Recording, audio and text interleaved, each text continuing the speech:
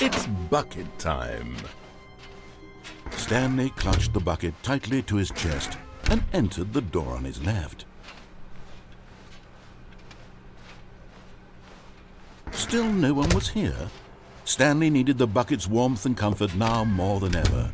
Perhaps his boss's office was coming to a staircase. Stanley and the bucket walked upstairs to the boss's office. Stepping into his manager's office, Stanley was once again stunned to discover not an indication of any human life. But Stanley guessed the correct code by sheer luck. Was it that the bucket knew all along? Was the bucket guiding him? Yes, this is certainly the most logical explanation.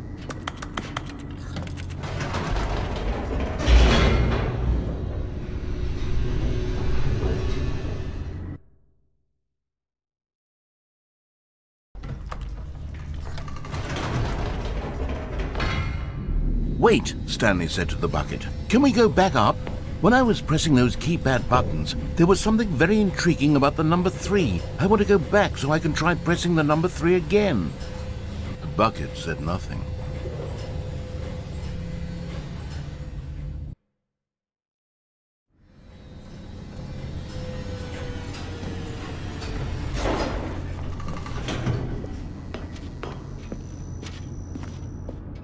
Here we are, said Stanley. Now I'm going to try out that number 3 button.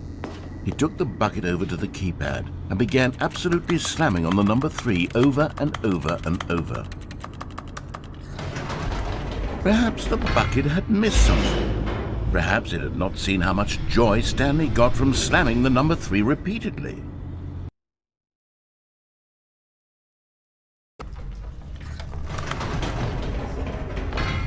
No, said Stanley to the bucket. You can't go on yet. Not till you understand how much the number 3 means to me. You and I have been through so much together, and I just want you to see what I see. Feel the happiness I feel. He smiled at the bucket, and the bucket said nothing.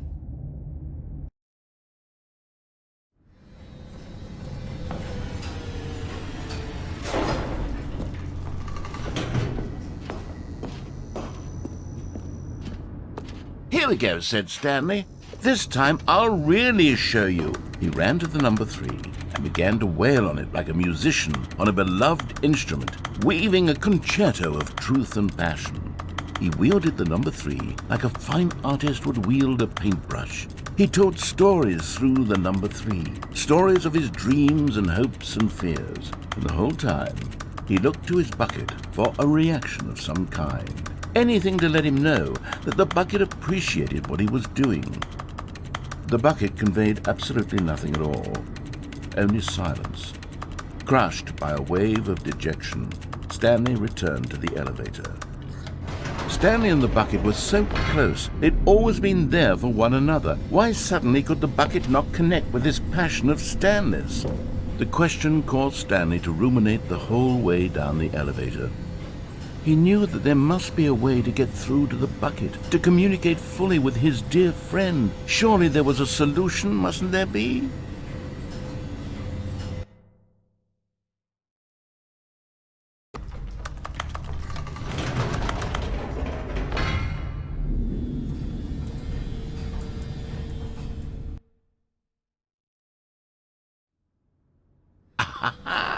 Said Stanley. I know what to do. I know how to fully express this feeling in my heart. He decided right then and there that he would hold a press conference where he would speak to the public on all matters relating to pressing the number 3 over and over.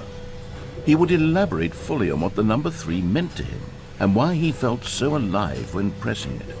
Then the bucket would be able to see his joy through the eyes of others. It would get to see the world react to this discovery of Stanley's.